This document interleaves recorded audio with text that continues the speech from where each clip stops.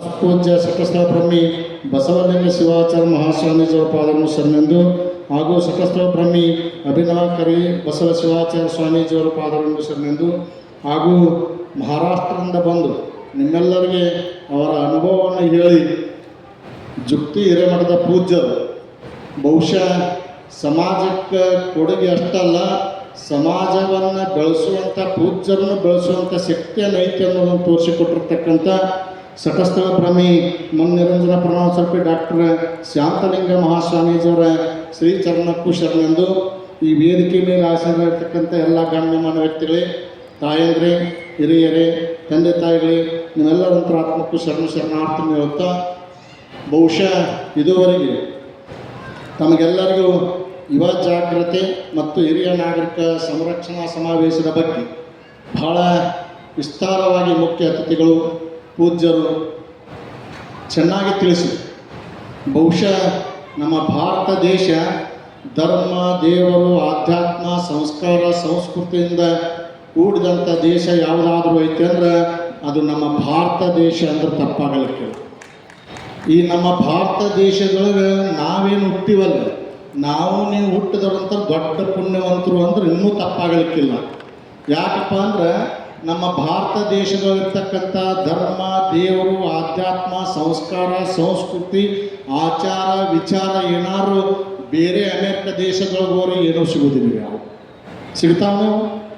ಅಪ್ಪಗೆ ಮಕ್ಕಳು ಹುಟ್ಟಿದ್ರೆ ಅಪ್ಪಗೆ ಮಕ್ಕಳು ತಂದೆ ಅನ್ನಂಗಿಲ್ಲ, ತಾಯಿ ಅನ್ನಂಗಿಲ್ಲ, ಅವ್ರ ಮಕ್ಕಳು ಅನ್ನಂಗಿಲ್ಲ, ಮೊಮ್ಮಕ್ಕಳು ಅನ್ನಂಗಿಲ್ಲ, ಗಿರಿಮೊಮ್ಮಕ್ಕಳು ಅನ್ನಂಗಿಲ್ಲ, ಅವ್ರ ಹತ್ರ ಏನೇನೂ ಇಲ್ಲ ಐತಿನ.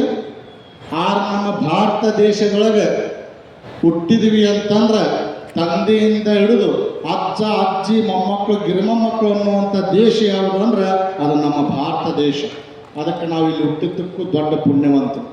ಆದ್ರೆ ಇದು ಎಂಥ ಪರಿಸ್ಥಿತಿ ಆಗೈತಪ್ಪ ಅಂದ್ರೆ ನಮ್ಮಲ್ಲಿ ಏನಾಗೈತಿ ಅಂತಂದ್ರೆ ನಾವೆಲ್ಲ ಪುಣ್ಯವಂತರು, ದೊಡ್ಡವರು, ನಾವು ಈ ದೇಶದೊಳಗೆ ಹುಟ್ಟಿದವ್ರು ಭಾಳ ಪುಣ್ಯವಂತರು ಅಂತ ಹೇಳೋದು ಅಷ್ಟಾಗ್ಯದ. ಈ ನಮ್ಮ ಸಂಸ್ಕೃತಿ ಎಲ್ಲಿಗೆ ಬಂದದಪ್ಪ ಅಂತಂದ್ರೆ ನಮ್ಮ ಸಂಸ್ಕಾರ, ನಮ್ಮ ಸಂಸ್ಕೃತಿಯನ್ನು ಅಮೇರಿಕದವ್ರು ತೊಗೊಳಕತ್ತಾರ, ಅಮೇರಿಕದ ಸಂಸ್ಕಾರ, ಸಂಸ್ಕೃತಿಯನ್ನು ನಾವು ತೊಗೊಳಕತ್ತೀವಿ. ಹೌದಲ್ಲ? ಪರಿಸ್ಥಿತಿ ಹಂಗಾಗೋದಿಲ್ಲ ನೋಡ್ರಿ. ಕಾಶಿ ಜಗದ್ಗುರು ಮಹಾಸನ್ನಿಧಿಯವರು ಅಮೇರಿಕದಿಂದ ಬರ್ತಕ್ಕಂಥ, ವಿದೇಶದಿಂದ ಬರ್ತಕ್ಕಂಥ ಅಮೇರಿಕದವರಿಗೆ ಲಿಂಗ ದೀಕ್ಷೆ ಕೊಟ್ಟು ಸಂಸ್ಕಾರವನ್ನು ಕೊಟ್ಟರೆ ಅವರು ಇವತ್ತಿಗೂ ಆಚಾರ ವಿಚಾರವಂತರಾಗಿ ಲಿಂಗ ಕಟ್ಕೊಂಡು ವಿಭೂತಿ ಹಚ್ಕೊಂಡು ಪಾದೋದಕ ಪ್ರಸಾದವನ್ನು ತೋಣುವಂಥ ಒಂದು ಪರಂಪರೆಯನ್ನು ಬೆಳೆಸ್ಕೊಂಡ್ರು.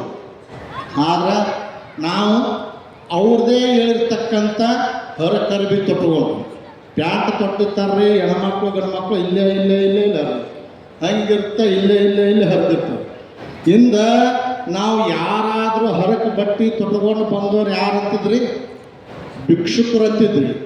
ಅವ ಏನಾರು ಹರಕು ಬಟ್ಟೆ ತೊಟ್ಕೊಂಡು ಬಂದಾನ ಅಂದ್ರೆ ಭಿಕ್ಷೆ ಕೇಳ್ಕೊಂಡ ಒಟ್ಟು ತಂಗಲ್ದು ಏನಾರು ಹಾಕಿ ಕಳಿಸ್ಬಿಡು ಅಂತಿದ್ರು. ಯಾಕಂದ್ರೆ ಅವ್ರು ಉಟ್ಕೊಳಕ್ಕೆ ಬಟ್ಟೆ ಇರ್ತಿದ್ದಿಲ್ಲ.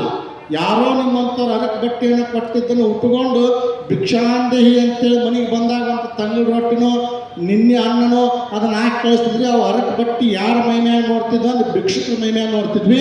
ಇವತ್ತಿನ ದಿನಮಾನಕ್ಕೆ ಹರಕು ಬಟ್ಟೆ ಯಾರ ಮೈಮ್ಯಾಗ ನೋಡಕತ್ತೀವಿ ಅಂದ್ರೆ ಶ್ರೀಮಂತರ ಮಕ್ಕಳ ಮೈಮ್ಯಾಗ ನೋಡಕತ್ತೀವಿ. ನೀವು ಭಿಕ್ಷುಕರು, ಅವ್ರ ಭಿಕ್ಷುಕರು ಅನ್ನೋ ನೀವೇ ತಿಳ್ಕೊಬೇಕು. ಇಲ್ಲಿ ಎಷ್ಟು ಸಂಸ್ಕಾರ ಚೇಂಜ್ ಆಗ್ಯದನ್ನು ನಾವು ತಿಳ್ಕೊಬೇಕು. ಇಲ್ಲಿ ಎಷ್ಟು ಆಚಾರ ವಿಚಾರ ಚೇಂಜ್ ಆಗ್ಯದನ್ನು ನಾವು ತಿಳ್ಕೊಬೇಕು. ಎಷ್ಟು ನಾವು ಯುವಕರಿಗೆ ನಾವು ಬುದ್ಧಿಮಟ್ಟ ಹೇಳುವಂಥ ಪರಿಸ್ಥಿತಿಯೊಳಗೂ ನಮ್ಮ ತಂದೆ ತಾಯಿಗಳೊಳಗೆ ನೀವೇ ಉಳಿದಿಲ್ಲ. ಮೊನ್ನೆ ಒಂದು ವಾಟ್ಸಪ್ನಾಗ ಬಂತು 8 ವರ್ಷದ ಮಗು, ಆಕೆಗೆ ಏನಾಗತ್ತೆ ಅಂದ್ರೆ ಮೊದ್ಲಕ್ಕೆ ಹುಟ್ಟುತ್ತಲೇ ಆ ಮೊಬೈಲ್ ರುಚಿ ಹಚ್ಚಿಬಿಟ್ಟಾರೆ ಅವ್ರ ತಂದೆ ತಾಯಿ. ಈಗ ಅದು ದೊಡ್ಡದಂಗೆಲ್ಲ ಅದಕ್ಕೆ ಮೊಬೈಲ್ ಬಿಟ್ಟರು ಒಟ್ಟ ಗತಿನೇ ಇಲ್ಲ. ಅದಕ್ಕೆ ಎದ್ದು ಅಂದ್ರೆ ಮೊಬೈಲ್ ಹಿಡ್ಕೊಂತೈತಂತೆ. ಅದು ಮೊಬೈಲ್ ಹಿಡ್ಕೊಂಡ ನಂತರ ಅದು ಮೊಬೈಲ್ ಬಿಡಿಸೋ ಕಾರಣಕ್ಕೆ 4 ಮಂದಿನ ಬಾಡಿ ಗಾರ್ಡ್ಸ್ ಇಟ್ಟಾರಂತ ಅವ್ರ ಅಪ್ಪ. ಇಳಿಸೋದಲ್ಲ ಮತ್ತು ನಮ್ಮ ವಾಟ್ಸಪ್ನಾಗ ಬಂದಿತ್ತು 4 ಮಂದಿ ನಮ್ಮ ಬಾಡಿ ಗಾರ್ಡ್ಸ್ ಇಟ್ಟಾರ. ಅವ್ರಿಗೆ ಒಬ್ಬೊಬ್ಬರಿಗೆ ತಿಂಗಳಿಗೆ 25,000 ರೂಪಾಯಿ ಪಗಾರ ಐತಿ. ವಿಚಾರ ಮಾಡಿ ನಾವು ಎಂಥ ಸಂಸ್ಕಾರ ಕೊಡಕತ್ತೀವಿ, ನಾವು ಎಂಥ ಆಚಾರವಂತರಾಗಿವನ್ನು, ನಾವು ಎಂಥ ವಿಚಾರವಂತರಾಗಿವನ್ನು ತಿಳ್ಕೊಬೇಕು ನಾವೆಲ್ಲ. ಇವತ್ತಿನ ದಿನಮಾನಕ್ಕೆ ಒಂದು ಗೋಮಾತೆ ಹೇಳ್ತದೆ, ಒಂದು ಮಾತನ್ನು ಹೇಳ್ತದೆ ನಮ್ಗೆ. ಏನಂತ ಹೇಳ್ತದಂದ್ರೆ, ಇಟ್ಟರೆ ಸಗಣಿಯಾದರೆ ಇಟ್ಟರೆ ಸಗಣಿ ಆದೆ, ತಟ್ಟಿದರೆ ಕುಳ್ಳಾದೆ, ಸುಟ್ಟರೆ ನೊಸಲಿಗೆ ವಿಭೂತಿ ಆದೆ, ನೀನಾರಿಗಾದೋ ಎಲೆ ಮಾನವ, ನೀನಾರಿಗಾದೋ ಎಲೆ ಮಾನವ ಅಂತ ಒಂದು ಗೋಮಾತು ಕೇಳ್ತದೆ. ನೋಡ್ರಿ ನಮ್ಮ ಪರಿಸ್ಥಿತಿ. ಇಟ್ಟರೆ ಸಗಣಿ ಆಗ್ತದೆ, ಏನೋ ದಂಟು ತಿಂತದೆ, ಹುಲ್ಲು ತಿಂತದೆ, ಏನೋ ತಿಂತದೆ. ಅದು ಇಟ್ಟರೆ ಸಗಣಿ ಆಗ್ತದೆ, ತಟ್ಟಿದರೆ ಕುಳ್ಳು ಹಾಕ್ತದೆ, ಸುಟ್ಟರೆ ನೊಸಲಿಗೆ ವಿಭೂತಿ ಆಗ್ತದೆ. ಆದ್ರೆ ನೀ ಈ ಭೂಮಿನಾಗ ಹುಟ್ಟಿ ಬಂದು 84 ಲಕ್ಷ ಜೀವರಾಶಿ ಒಳಗೆ ಅತಿ ಶ್ರೇಷ್ಠವಾಗಿರ್ತಕ್ಕಂಥ ಪ್ರಾಣಿ ಯಾವುದು ಅಂದ್ರೆ ಅದು ಮನುಷ್ಯ ಪ್ರಾಣಿ ಅಂತಂತೇಳಿ 12ನೇ ಶತಮಾನದೊಳಗೆ ಬಸವಾದ ಶಿವಸಂದ್ರ ಹೇಳಿದಂಗೆ ಈ ಮನುಷ್ಯ ಪ್ರಾಣಿ ನೀನಾರಿಗಾದೋ ಎಲೆ ಮಾನವ ಅಂತ ಒಂದು ಗೋಮಾತು ಕೇಳ್ತದೆ. ಒಂದು ಗೋಮಾತು ಯಾರಿಗಾದೆ? ಹೊಡೆದ ತಂದೆ ತಾಯಿಗರಾದ್ರೆ ನೀವು ವಿಚಾರ ಮಾಡ್ರಿ. ಹೊಡೆದ ತಂದೆ ತಾಯಿಗರಾದ್ರೆ ಇಲ್ಲ, ಮಾಡ್ಕೊಂಡು ಹೆಂಡ್ರಿಗರಾದ್ರೆ ಅಥವಾ ಮಾಡ್ಕೊಂಡ ಹೆಂಡತಿ ಗಂಡರಾದೆ, ಗಂಡಿಗೆ ಹೆಂಡತಿರಾದೆ ಇಲ್ಲ, ಮಕ್ಕಳಿಗರಾದೆ ಇಲ್ಲ, ಇನ್ನು ಮೊಮ್ಮಕ್ಕಳು ಗಿರ್ಮಕ್ಕಳು ಅಂತಾರೆ ಶಿವಾಣ ಪೂರ ಹೋಗ್ತಾವ. ನೀ ಯಾರಿಗಾದಿ? ಇವತ್ತಿನ ಪರಿಸ್ಥಿತಿ ಎಲ್ಲಿ ಬಂದದಪ್ಪ ಅಂತಂದ್ರೆ, ಇಬ್ಬರು ಮಕ್ಕಳಿದ್ರು ಅಂದ್ರೆ 3 ಮಂದಿ ಮಕ್ಕಳಿದ್ರಪ್ಪ ಅಂದ್ರೆ ಅಕಸ್ಮಾತ್ ಅವ್ರನ್ನ ಓದಿಸಿರಿ ನೀವು. ಈಗ ಹೇಳಿದ್ರೆ ಎಲ್ಲರೂ ಇಂಜಿನಿಯರು, ಡಾಕ್ಟರು, IAS, KS ಏನೆಲ್ಲವನ್ನ ನಿಮ್ಗೆ ಕಷ್ಟಪಟ್ಟು ಓದಿಸಿ ಅವ್ರನ್ನ ದೊಡ್ಡವ್ರು ಮಾಡಿ ಬೆಂಗಳೂರಿಗೆ, ಇವತ್ತಿನ ದಿನಮಾನಕ್ಕೆ ಬೆಂಗಳೂರಿಗೆ ಅಮೇರಿಕಕ್ಕೂ ಓದಿಸಿ ದೊಡ್ಡ ಆಫೀಸರ್ ಮಾಡಿದ ಬಳಿಕ ಅಕಸ್ಮಾತ್ ಏನಾರ ಪಾಲ್ವಾಟ್ನೆ ಬಂತು ಅಂದ್ರೆ ಆ ಒಂದು ಪಾಲ್ವಾಟ್ನೆ ಮಾಡುವಂಥ ಸಂದರ್ಭದೊಳಗೆ ಇಬ್ಬರು ಇದ್ರು ಅಂದ್ರೆ ಬಂಗಾರ, ಬೆಳ್ಳಿ, ರೊಕ್ಕ, ರೂಪಾಯಿ ಎಲ್ಲವನ್ನು ಪಾಲ್ವಾಟ್ನೆ ಮಾಡ್ತಾರೆ. ಎಲ್ಲ ಪಾಲ್ವಾಟ್ನೆ ಮುಗಿತ್ರಾಗ ಎಲ್ಲ ಪಾಲ್ವಾಟ್ನೆ ಮಾಡೋ ಹೊತ್ನಾಗ ಮತ್ತು 4 ಮಂದಿ ಹಿರಿಯರು ಕರೆಸಿತ್ರಿ, ಗುರುಗಳು ಕರೆಸಿತ್ರಿ. ಪಾಲ್ವಾಟ್ನೆ ಮಾಡಿದ ತಕ್ಷಣ ಎಲ್ಲ ಆತಪ್ಪ. ಮತ್ತು ನೀವಂತರ ಅಪ್ಪ ಅವ್ವ ಗಳಿಸಿದಂಥ ಆಸ್ತಿನ ಪಾಲ್ವಾಟ್ನೆ ಮಾಡಿದ್ರೆ ಮತ್ತೀಗ ಅಪ್ಪ ಅವನ್ನ ಯಾರು ತಗೊಂತ್ರಿ ಅಂತ ಕೇಳಿದ್ರಂತ ಅವ್ರು ಹಿರಿಯರು. ಅವಾಗ ಹೇಳಿದಂತ ಇಬ್ರು ಕೂಡ್ಕೊಂಡು ಮಕ್ಕಳು, ಅಪ್ಪ ಅವನ್ನ ಯಾರು ತಗೊಂತ್ರಿ ಅಂದ್ರೆ ನೋಡ್ರಿ ನಮ್ಗೆ ಅಪ್ಪನ ಕೊಡ್ರಿ, ನಮ್ಗೆ ಅವ್ವನ ಕೊಡ್ರಿ ಅಂದ್ರಿ. ಯಾವ ಪರಿಸ್ಥಿತಿ ಬಂದ್ರು ನಾವು? ಅಪ್ಪ ಅವನ ಸತತ ಪಾಲ್ವಾಟ್ನೆ ಮಾಡುವಂಥ ಮಕ್ಕಳನ್ನ ನಾವು ಇವತ್ತು ಬೆಳೆಸಾಕತ್ತೀವಪ್ಪ ಅಂದ್ರೆ ನಮ್ಮ ಹತ್ರ ಎಂಥ ಸಂಸ್ಕಾರ ಬರಕತ್ತವೆ. ಬರೇ ವಿದ್ಯೆಯನ್ನು ಕೊಡುವಂಥ ಸಂಸ್ಕಾರ ಕೊಡಕತ್ತೀರಿ. ಇವತ್ತು ಬೆಂಗಳೂರಂತ ನಾಡಿನೊಳಗೆ ನಾವು ಏನಾರು ಸ್ಕೂಲ್ಗೆ ಹಚ್ಚಬೇಕು ಅಂತಂದ್ರೆ ಬೆಂಗಳೂರೊಳಗೆ ಸ್ಕೂಲ್ಗೆ ಹಚ್ಬೇಕಪ್ಪ ಅಂದ್ರೆ ಯಾವುದೋ ಒಂದು ಸ್ಕೂಲ್ ಐತಂತ ಮೊನ್ನೆ ಕೇಳಿದ್ವಿ ನಾವು. ಆ ಸ್ಕೂಲಿನೊಳಗೆ ಈ ತಾಯಿ ಗರ್ಭದೊಳಗೆ ಕೂಸು ಬೆಳೆಯಕತ್ತದ ಅಂತ ಏನಾರ ಡಾಕ್ಟರ್ ರಿಪೋರ್ಟ್ ಕೊಟ್ಟ ಅಂದ್ರೆ ಆ ತಾಯಿ ಗರ್ಭದೊಳಗೆ ಇರ್ತಕ್ಕಂಥ ಒಂದು ಸಂದರ್ಭವನ್ನ ಆ ಸ್ಕೂಲ್ಗೆ ನಾವು ನನ್ನ ಮಗನ ಕಳಿಸ್ಬೇಕಂದ್ರೆ ಆ ತಾಯಿ ಗರ್ಭದೊಳಗೆ ಇರ್ತಕ್ಕಂಥ ಟೈಮ್ಗಳನ್ನ ಹೋಗಿ ಅಲ್ಲಿ ಹೆಸರು ಹಚ್ಚಿ ಬರ್ಬೇಕಂತ ನೋಡ್ರಿ. 1 ಲಕ್ಷ ರೂಪಾಯಿ ಕೊಟ್ಟು ಎಷ್ಟು ಫಾಸ್ಟ್ ಐತೆ ನೋಡ್ರಿ, ಹೋಗಿ ಹೆಸರು ಹಚ್ಚಿ ಬರಕತ್ತಾರ. ನಾವು ಇಂಥ ಫಾಸ್ಟ್ ಮಕ್ಕಳು ಬೆಳೆಸಕತ್ತೀವಿ. ನಾವು ಇನ್ನೂ ಹೆಸರು ಇಟ್ಟಿಲ್ಲ. ಜಿಟ್ಟಪ್ಪ ಹೊಟ್ಟೆನ ಕೂಸು ಹೊರಗೆ ಬಂದಿಲ್ಲ. ಏನಂತ ಹೆಸರು ಇಡ್ಬೇಕ್ರಿ? ಜಿಟ್ಟಪ್ಪ ಅಂತ ಹೆಸರು ಇಟ್ಟು ಹಚ್ಬೋದ? ಬಹುಶಃ ನಮ್ಮ ಪರಿಸ್ಥಿತಿ ಸಂಸ್ಕಾರವಿಲ್ಲಾರಂಥ ಪರಿಸ್ಥಿತಿ ಆಗಿದೆ. ಸಂಸ್ಕಾರವಂತರಾಗಬೇಕಾಗಿದೆ. ಅದಕ್ಕೆ ಊರಿಗೆ ಒಂದು ಮಠ ಇರಬೇಕು, ಮಠಕ್ಕೆ ಒಬ್ಬ ಶ್ರೇಷ್ಠವಾಗಿರ್ತಕ್ಕಂಥ ಗುರು ಇರಬೇಕು. ಆ ಶ್ರೇಷ್ಠವಾಗಿರ್ತಕ್ಕಂಥ ಗುರು ಇದ್ದಪ್ಪ ಅಂದ್ರೆ ಆ ಊರು ಉದ್ಧಾರ ಆಗುತ್ತೆ, ಆ ಜನ ಸಂಸ್ಕಾರವಂತರಾಗುತ್ತೆ ಅನ್ನೋದಕ್ಕೆ ಡಾಕ್ಟರ್ ಬಸವೇಶ್ವರಾಚಾರ್ಯ ಮಹಾಸ್ವಾಮಿ ಸಂಸ್ಕಾರ ಬೇಕು. ಮಠ, ದೇವರು, ದೇವಸ್ಥಾನ, ಗುರುಗಳು ಯಾಕೆ ಇರ್ತವಪ್ಪ ಅಂದ್ರೆ ಅದಕ್ಕೆ ಹಿಂದೆ ಹಳ್ಳಿಗೆ ಏಕರಾತ್ರಿ ಪತ್ನಿಕೆ ಪಂಚರಾತ್ರಿ ಅಂತೇಳಿ ಪೂಜ್ಯರ ಆಗಾಗ ಭಿಕ್ಷೆ ಮಾಡ್ತಾ ನಿಮ್ಮನ್ನೆಲ್ಲರೂ ನೋಡ್ರಿ ಮಠದಾಗಿಟ್ಟು ಕಲಿಸಿದ್ರಪ್ಪ ನಿಮ್ಮ ಮಕ್ಕಳನ್ನ ಮಠಮಾನ್ಯದೊಳಗಿಟ್ಟು ಕಲಿಸಿದ್ರಪ್ಪ ಅಂದ್ರೆ ಸಂಸ್ಕಾರನೂ ಇರುತ್ತೆ, ಆಚಾರನೂ ಇರುತ್ತೆ, ವಿಚಾರನೂ ಇರುತ್ತೆ, ಮತ್ತು ಮಕ್ಕಳು ವಿದ್ಯಾವಂತರಾಗಿರ್ತಾರೆ. IAS ಆಗಿರಲಿ, KS ಆಗಿರಲಿ, ನೀವು ಒಂದು ರುದ್ರಾಶ್ರಮಕ್ಕೆ ಇವತ್ತು ಯಾವುದಾದ್ರೂ ಒಂದು ರುದ್ರಾಶ್ರಮ, ಈಗ ಬೆಂಗಳೂರಂಥ ರುದ್ರಾಶ್ರಮದೊಳಗೆ, ಧಾರವಾಡ, ಹುಬ್ಳಿ ಅಲ್ಲೆಲ್ಲ ರುದ್ರಾಶ್ರಮ ತೆಗಿಬೇಕಾದ್ರೆ ಹೈಟೆಕ್ ರುದ್ರಾಶ್ರಮ ಅಂತ ನೋಡ್ರಿ. ಅವೇನ ಪರಿಸ್ಥಿತಿ ಎಲ್ಲಿ ಬಂದದ ನೋಡಿ. ಹೈಟೆಕ್ ರುದ್ರಾಶ್ರಮ, ಆ ರುದ್ರಾಶ್ರಮದಲ್ಲಿ ಹೋಗಿ ಕೇಳ್ರಿ ನೀವು, ನಿಮ್ಮ ಮಕ್ಕಳು ಎಷ್ಟು ರೀ ಅಂತೇಳಿ ಅವ್ರ ತಂದೆ ತಾಯಿ ಕೇಳ್ರಿ. ನಮ್ಮ ಮಕ್ಕಳು ಎಷ್ಟು ರೀ ಅಂತ ಕೇಳ್ರಿ. 4 ಮಂದಿ ಮಕ್ಕಳು ಅಂತ ಹೇಳ್ರಿ. 4 ಮಂದಿ ಏನು ಮಾಡ್ತಾರ ಅಂತ ಕೇಳ್ರಿ. ನೋಡ್ರಿ 4 ಮಂದಿ ಒಬ್ಬ IAS ಅದನ, KS ಅದನ, ಒಬ್ಬ ಇಂಜಿನಿಯರ್ ಅದನ, ಒಬ್ಬ ಡಾಕ್ಟರ್ ಅದನ. ಆಳಕ್ಕೆ ಎಲ್ಲರೂ ಬೆಂಗಳೂರಾಗ ಅಮೇರಿಕದೊಳಗೆ ಅದರ ಅಂತ ಹೇಳ್ತಾರ. ಮತ್ತು ಅವ್ರ ಪಗಾರ ಎಷ್ಟು ಅಂತ ಕೇಳ್ರಿ, ಅವ್ರು ಒಬ್ಬೊಬ್ಬರಿಗೆ 1,00,000 2 ಲಕ್ಷ ಪಗಾರ ಐತಿ. ಮತ್ತು ನೀವು ಇಲ್ಲಿ ಯಾಕೆ ಬಂದ್ರಿ ಬೇ ಅಂತ ಕೇಳ್ರಿ. ನೀವು ಇಲ್ಲಿ ಯಾಕೆ ಬಂದ್ರಿ? 1,00,000 2 ಲಕ್ಷ 4 ಲಕ್ಷ ರೂಪಾಯಿ ಪಗಾರ ಐತಿ. ಮತ್ತು ಅವ್ರು 4 ಲಕ್ಷ ರೂಪಾಯಿ ಪಗಾರ ತೊಗೊಂಡು ಹಂಗೆ ಮಾಡಿದವ್ರು ನೀವು, ಅವ್ರನ್ನ ಮಾಡಿದವ್ರು ನೀವು.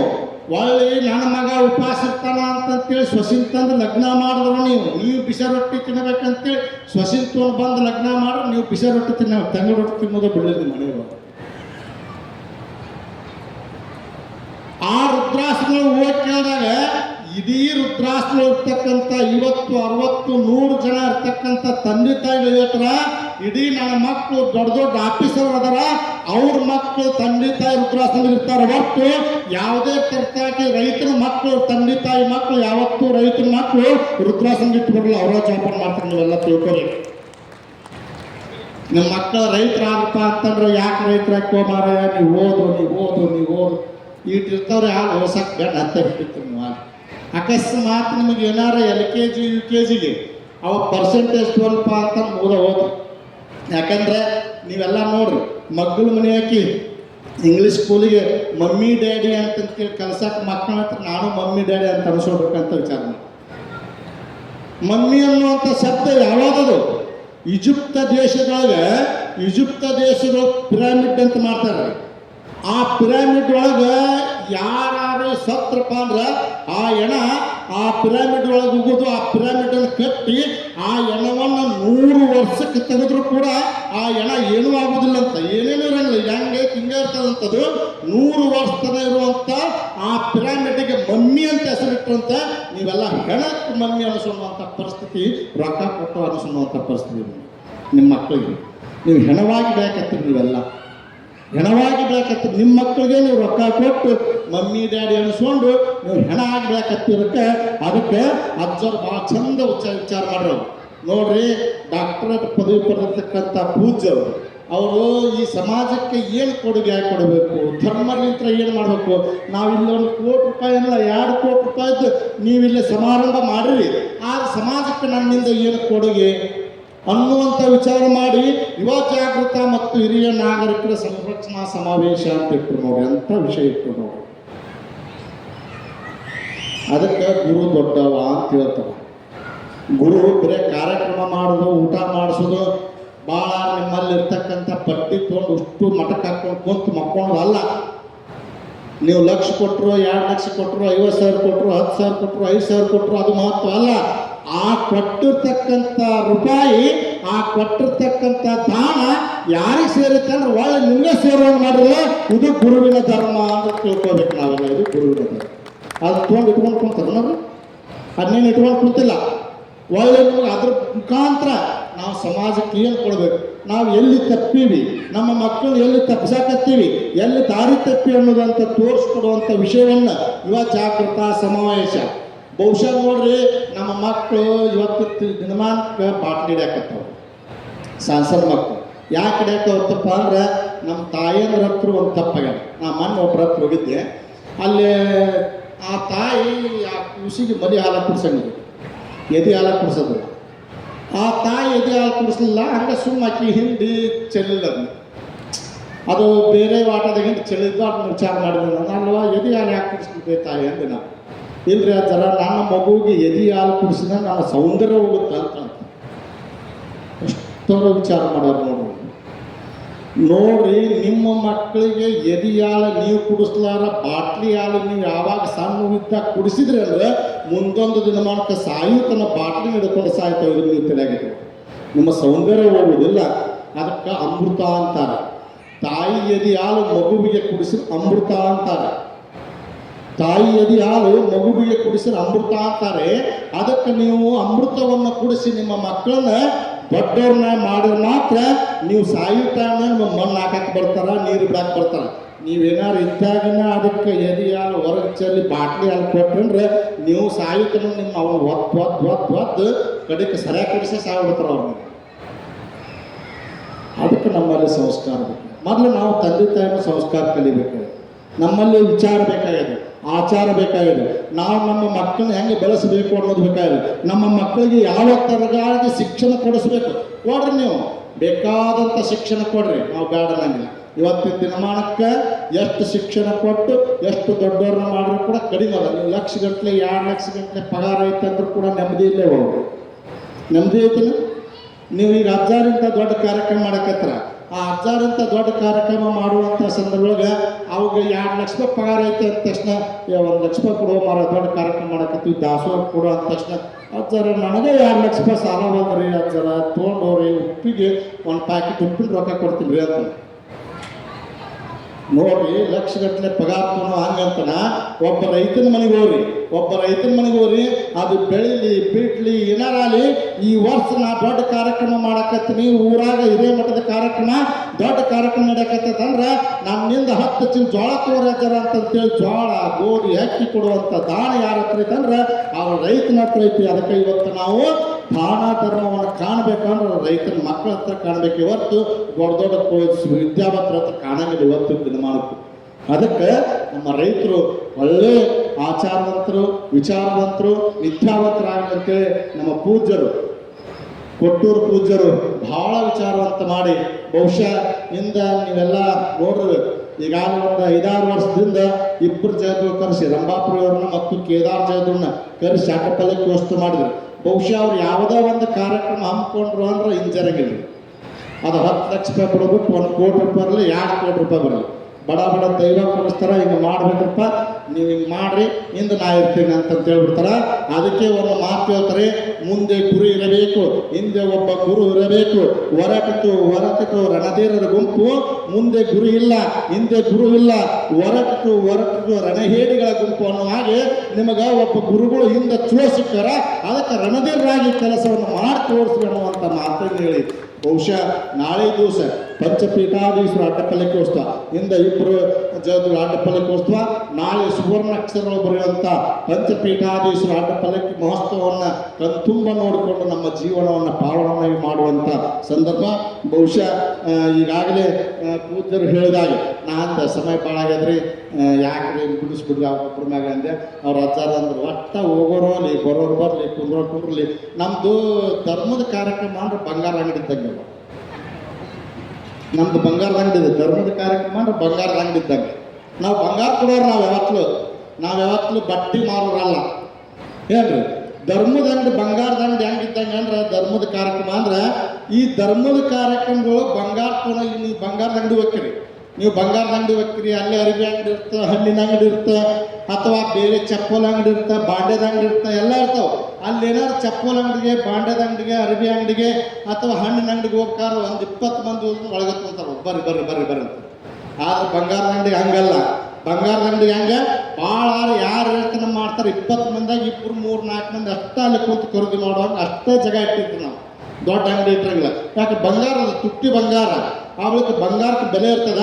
ಹಂಗೆ ನಮ್ದು ಬಂಗಾರದ ಅಂಗಡಿ ಅಂದ್ರೆ ಹಂಗೆ ಈ ಧರ್ಮದ ಬಂಗಾರದ ಅಂಗಡಿ ಅಂದ್ರೆ ಇದೇನು ಅರ್ಬಿ ಮಾಡೋ ಅಂಗಡಿ ಅಲ್ಲ, ಹಣ್ಣು ಮಾರೋ ಅಂಗಡಿ ಅಲ್ಲ, ಚಪ್ಪಲ್ ಮಾರೋ ಅಂಗಡಿ ಅಲ್ಲ, ಆಗ್ಲಿಕ್ಕೆ ಬಾಂಡೆ ಸಾಮಾನು ಮಾರೋ ಅಂಗಡಿ ಅಲ್ಲ.